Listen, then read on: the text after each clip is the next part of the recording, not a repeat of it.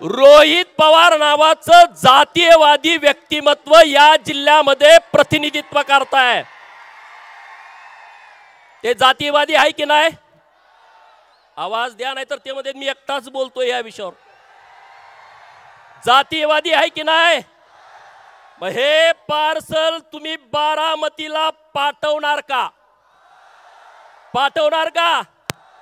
तुम्ही परवा बघितलं, आझाद मैदानावरती मोर्चा जायच्या अगोदर ह्यो गडी तिथं पोहोचला होता।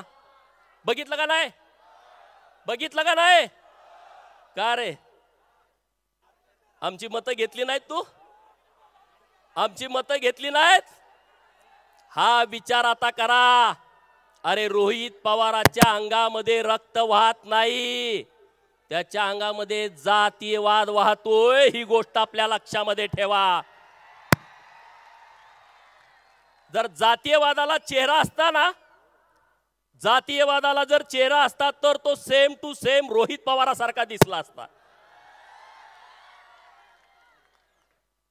अरे आज धनगराचं आरक्षण आम्ही मागतोय। परवाच्या दिवशी आमच्या तरुण तडफदार पोरानं आत्महत्या केली, गेला तिथं रोहित पवार, गेला त्या विचारधारेची लोक तिथं। अरे आजपर्यंत किती पोरांनी आत्महत्या केल्या? जतमध्ये बिरुदेव खर्जेने आत्महत्या केली मागच्या 2 महिन्यापूर्वी, गेला तिथं कोण? गेला कोण लोकप्रतिनिधी? आवाज उठवला? अरे आज गावातल्या घिसाड्याच्या पोराला जाऊन विचारा, त्याचं तुम्ही आरक्षण ढापायला निघालाय।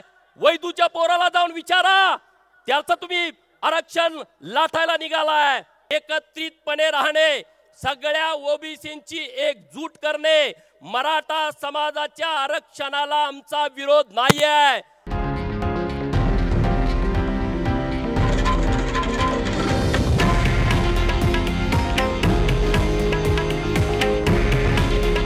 हे आहे देशातील नंबर 1 न्यूज नेटवर्क आणि आपण पाहत आहात TV9 मराठी। काळजी तुमची, हित महाराष्ट्राचं।